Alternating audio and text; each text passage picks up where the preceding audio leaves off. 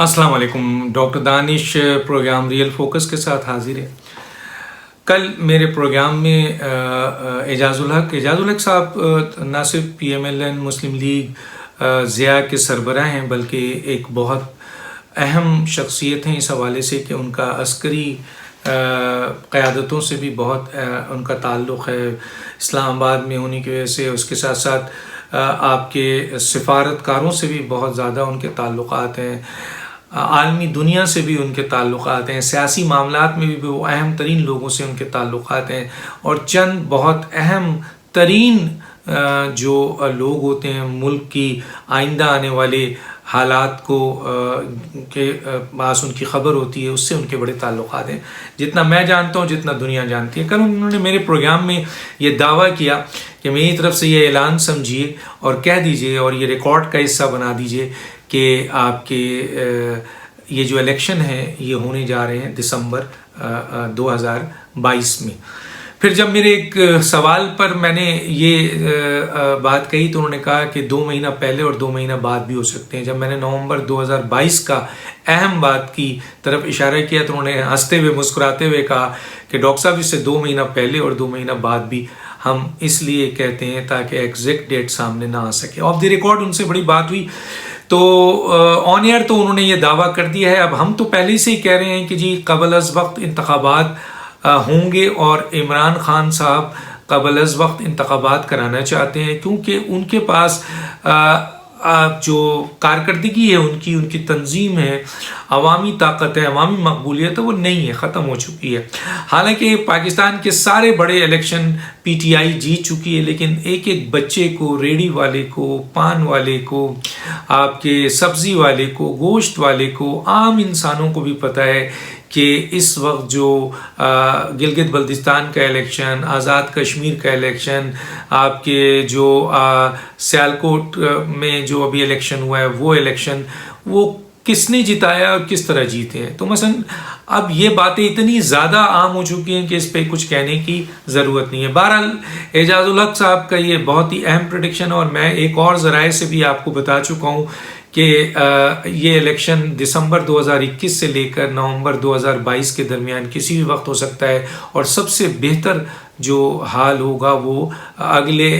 Budget سے پہلے جو ہے وہ الیکشن ہے، اور مارچ اپریل بہت ہی اہم ہے اس الیکشن کے لیے۔ خود عمران خان صاحب کو یہ الیکشن کرانا پڑے گا، کیونکہ اس کے بعد جو نومبر 2022 کے بعد پوزیشن ہوگی وہ عمران خان جن لوگوں کی بنیاد پر الیکشن جیتنا چاہتے ہیں یا آج تک جیتے ہیں، وہ شاید اس کے بعد بہت سخت ان کو سلسلے میں ہو سکتا ہے کہ اس الیکشن میں بھی جو قبل از وقت میں آ رہے ہیں ان کے ساتھ بہت بڑا دھوکہ ہو جائے، بہت بڑا ان کو ہاتھ دکھا دیا جائے۔ یہ بھی ممکنات ہے، وہ میں ابھی آگے چل کے بتاؤں گا۔ تو گویا سوال یہ پیدا ہوتا ہے کہ جی الیکٹرانک مشین اس وقت بہترین سہارا ہے عمران خان کا کہ اس کو اگر لایا گیا، اس کو میں نے آپ کو پہلے بھی بتایا کہ الیکٹرانک مشین کے حوالے سے یہ مشین تیزی سے دھاندلی کرنے کی مشین ہے، تیزی سے ووٹنگ ڈالنے کی مشین ہے، اور صاف و شفاف الیکشن اس میں ہو جائے، اس کو تو خود جو کریٹ کرنے والا ہے وہ نفی کر رہا ہے۔ اور جو سب سے بڑا آئی ٹی کا آیا تھا آپ کا ایکسپرٹ آئی ٹی منسٹری کی، اس نے بھی اس کا انکار کر دیا تھا۔ دوسرا جو اصلاحات انہوں نے کیا ہے یک طرفہ، وہ اس کے سہارے پہ ہیں، اور سوچتے ہیں کہ شاید بین الاقوامی طور پہ جو ہمارے اوورسیز ساتھی ہیں شاید ان کو آج پسند کرتے ہیں۔ کل تک بہت بڑی تعداد ضرور پسند کرتی تھی، لیکن آج وہ لوگ بھی ان سے بہت ناراض ہیں، صورتحال جو بھی سچویشن ہے۔ تو ان بنیادوں پہ، اور سب سے بڑا سہارا ان کا یقیناً کوئی دو رائے نہیں ہے، اسٹیبلشمنٹ ہے۔ تو یہ نومبر 2022 اور دسمبر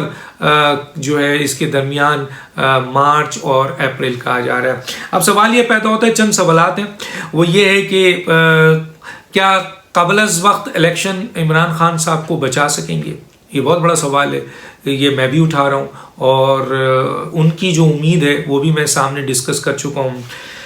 کیا ملک کی اسٹیبلشمنٹ اب عمران خان ان کی ضرورت ہے ملک کی اسٹیبلشمنٹ، یا اسٹیبلشمنٹ کے لیے اب ایک نیا شخص نام، ایک نئی پارٹی یا نئے لوگ شامل ہو گئے؟ کیونکہ کبھی بھی اسٹیبلشمنٹ ڈیپینڈنٹ نہیں ہوتی ہے کسی ایک شخص کے اوپر، آپ نے 70 سال کے عرصے میں دیکھ لیا ہے. تو کیا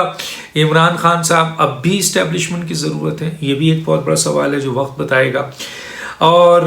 ایک بہت بڑی بات کی جا رہی ہے، وہ بہت ہی اہم ہے، اور میں بھی اس کی تائید کرتا ہوں کہ وقت آ گیا ہے جو ملک کے حالات ہیں، جس طرح پاکستان عالمی تنہائی کا شکار ہے، انسٹیٹیوشنل کرائسس ہے، عوام خانہ جنگی کی طرف ہے، مر رہی ہے، خودکشی کر رہی ہے، بیڈ گورننس ہے، آپ کی تباہی بھی، سیاسی آئینی انتظامی بحران ہے،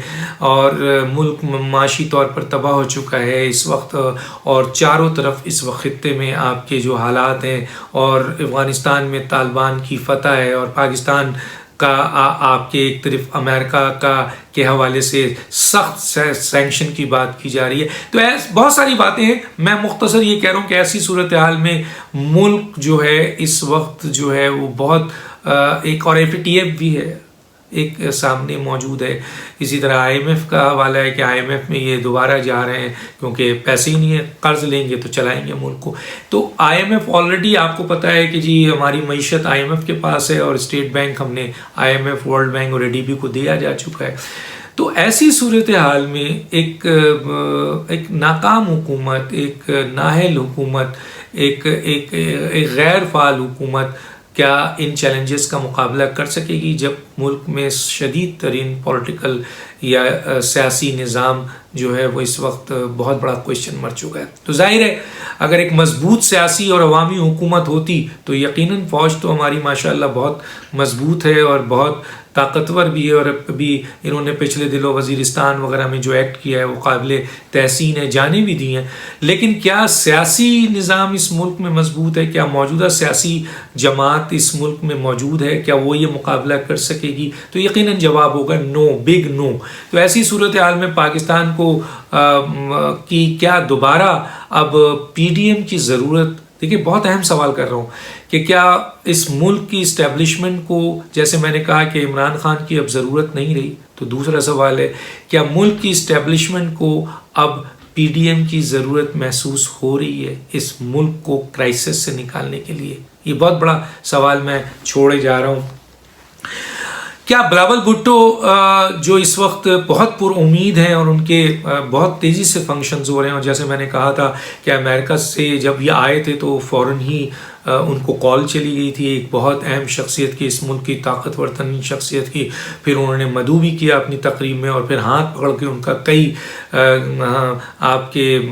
بہت دیر تک جو ہے وہ ہاتھ پکڑ کے ان کو لوگوں سے ملواتے رہے، ان سے بات چیت کرتے رہے. تو لوگ جو وہاں موجود تھے وہ یہ امپریشن دے رہے ہیں کہ بہت قربت میں آ چکے ہیں امریکہ سے وزٹ کے بعد، اور دوبارہ بھی ابھی امریکہ میں ان کی ایک بہت ہی اہم میٹنگز ہے، اور شاید اس وقت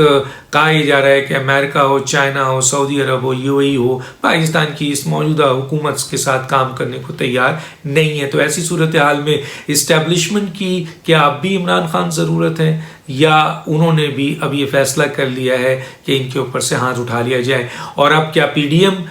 جو ہے وہ ان کی ضرورت ہوگی، یا بلاول بھٹو اب ان کی ضرورت ہے کہ بلاول بھٹو اس قبل از وقت الیکشن سے پہلے کیا آپ کے عدم اعتماد عمران خان کے خلاف لے آئیں گے؟ اور ایک اور سوال کہ عدم اعتماد کی صورت ہو یا الیکشن ہار جائیں عمران خان، دونوں صورتوں میں کیا عمران خان پاکستان میں ٹھہریں گے؟ تو بہت اہم ذرائع، بہت قریبی ذرائع عمران خان کے بھی کہتے ہیں، اور اس ملک کے اہم ترین ادارے کے بھی کہتے ہیں کہ عمران خان اس ملک سے فرار ہو جائیں گے، ملک سے فوراً چلے جائیں گے، اشرف غنی کی طرح چلے جائیں گے. لیکن اب صورتحال ہے کہ آیا ان کو یہاں سے نکلنے دیا جائے گا، نہیں دیا جائے گا، کیونکہ ان پہ بہت ساری چارج شیٹ بنے گی، بہت بڑا احتساب ہوگا. انہوں نے تو 3 سال تک کئی لوگوں کا احتساب کیا ہے، سیاسی جماعتوں کا احتساب کیا ہے، اداروں کے لوگ، انتظامیہ کے لوگوں کا احتساب کیا، میڈیا کے لوگوں کا احتساب کیا ہے. تو اب ان کا احتساب بھی بنے گا جب وہ حکومت میں نہیں ہوں گے، اور یہی ادارے کر رہے ہوں گے، یہی لوگ کر رہے ہوں گے جو آج ان کے اعلی کار بنے ہوں گے. تو کیا چارج شیٹ ان پہ آ سکتی ہے؟ ملک کی جمہوریت کو تباہ کرنے کا الزام ہے، ملک کے اہم ترین الیکشن کو چوری کرنے کا الزام ہے، اہم ترین ادارے فوج، عدلیہ اور پارلیمنٹ کو غیر فعال و متنازع مواخذہ کرنے کا الزام ہے، اہم اداروں کو ذاتی مفاد کے لیے استعمال کرنے کا الزام ہے، ملک کی میڈیا کا گلا گھونٹنے کا الزام ہے، پاکستان کے آئین اور کانسٹیٹیوشن کے خلاف کام کرنے کا الزام ہے، بنیادی انسانی حقوق کی دھجیاں بکھیرنے کا الزام ہے، پاکستان کو عالمی دنیا میں تنہا کرنے کا الزام ہے، پاکستان کی معیشت کو اسٹیٹ بینک پاکستان کو IMF، ورلڈ بینک اور ADB کے حوالے کرنے کا الزام ہے، پاکستان کو FATF میں پھنسا کے رکھنے کا جو ہے وہ الزام ہے، 3200 ارب روپے کی کرپشن کا الزام ہے، کئی کیسز ہیں ان کے اوپر، قومی سلامتی کے خلاف بیانات دینے کا الزام ہے، جو بیان انہوں نے دیا تھا القاعدہ کے حوالے سے ISI کے خلاف، پھر ایران میں کہ پاکستان کی زمین استعمال ہوتی ہے، پھر انہوں نے ایک بیان دیا تھا کہ کشمیر کا مسئلہ حل ہو تو ہم ایٹمی رول بیک کریں گے، بڑے اسٹیٹمنٹ ہیں جو کہ ان پر الزامات کی صورت میں بنیں گے، کشمیر کا سودا کرنے کا الزام ہے، سی پیک کو نقصان پہنچانے کا الزام ہے، سی پیک کو نقصان پاکستان کو نقصان ہے، اور کشمیر کا سودا پاکستان کی آپ کے جو قائد اعظم نے کہا تھا کہ جی شہرک کاٹنے کے مترادف ہے، ختم نبوت کے خلاف بھی ان کے اوپر الزامات ہیں، وہ بھی بات نکلے گی، اور تحریک لبیک کے لوگوں پہ جو عاشق رسول تھے ان کے ساتھ ایگریمنٹ ہوا تھا، جب انہوں نے احتجاج کیا تو ان کے لوگوں کو شہید کرنے کا بھی الزام ہے، مارنے کا الزام ہے، اسٹیٹ گولی مارنے کا الزام ان کے اوپر آتا ہے، ملک کی سیاسی جماعتوں کو بدترین سیاسی انتقام کرنے کا الزام ہے، جس کے اوپر آج تک وہ 1 روپے کی کرپشن بھی ثابت نہیں کر سکے اور ایک شخص کو مجرم بھی نہیں بنا سکے یا ان پر ایک شخص کو سزا بھی نہیں دلا سکے، عوام کو غربت، بے روزگاری اور مہنگائی کی چکی میں پیسنے کا الزام ہے بہت، اور گیس کے اور جو آپ کے پیٹرول جو بجلی کے بل ہیں اس کو بہت تیزی سے انکریز کرنے کا بھی ان کے اوپر، کرائم ریٹ جو ہے وہ جو بڑھ گیا ہے اس کا بھی الزام ہے، پاکستان میں دوبارہ دہشت گردی شروع ہو گئی ہے، اس کا بھی سنگین الزام آپ کے عمران خان صاحب کی حکومت پہ آتا ہے، ملک میں جو حالات پیدا ہو رہے ہیں خانہ جنگی کے، اس کے اوپر بھی ان کے اوپر الزامات آ رہے ہیں، ملک میں فحاشی، گالم گلوچ اور غیر اخلاقی حرکات اور زبان کا استعمال کا بھی ان کی اوپر الزام آ رہا ہے، ملک میں بدترین بیڈ گورننس کا الزام بھی ان کے اوپر آ رہا ہے، دنیا بھر کے ممالک میں جو پاکستان کی پوزیشنز خراب ہوئی ہے جن میں کرپشن ہے، انٹرنیشنل ٹرانسپیرنسی انٹرنیشنل نے تو آج بھی دیا ہے کہ جناب علی پاکستان جو ہے وہ اس پہ کرپشن کے حوالے سے جو ہے وہ اور آگے بڑھ گیا ہے، میڈیا کے حوالے سے ان پر الزام ہے کہ انٹرنیشنلی کہ یہ ایک ایسا ملک ہے جس کا وزیر اعظم جو ہے وہ میڈیا کے اوپر سخت ترین قدغن لگاتا ہے، پاسپورٹ ڈی ویلیو کرنے کا الزام ہے، پاکستان کو بدنام کرنے کا الزام ہے، بھیک مانگنے کا الزام ہے، خیرات زکوٰۃ لینے کا الزام ہے، یہ بھی لوگ اس میں ان کے الزام ہے، عوام کو لوڈ شیڈنگ جو ختم ہو چکی تھی اس ملک سے وہ دینے کا الزام ہے، تعلیم میں تنہائی، تعلیم کی جو تعلیم ہے اس کو تباہ کرنے کا الزام ہے، صحت جو دینا تھا وہ تباہ کرنے کا الزام ہے، اور اس پہ جو سب سے امپورٹنٹ بات آتی ہے تو اس میں یہ ہے کہ 3 سال اس قوم کو نفسیاتی طور پر تباہ کرنے کا الزام ہے، 3 سال مسلسل اس ملک کو کہ عوام کو ذہنی الجھاؤ، ذہنی تناؤ، ذہنی پریشانی، ذہنی ٹینشن، اور اس میں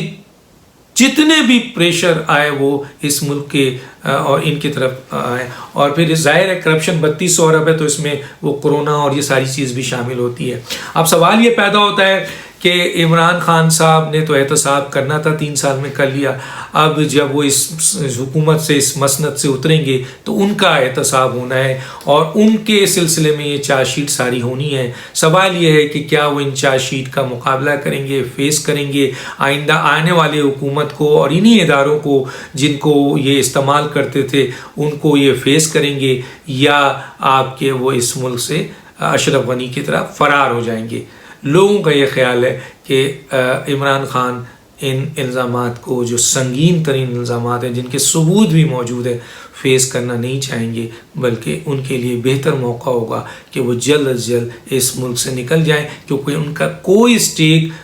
سوائے وہ جو ایک آپ کی جس ریزیڈنس میں وہ رہتے ہیں وہ بھی اللیگل ہے، اور کچھ اس پاکستان میں نہیں ہے۔ ڈاکٹر دانش کو یاد دیجیے۔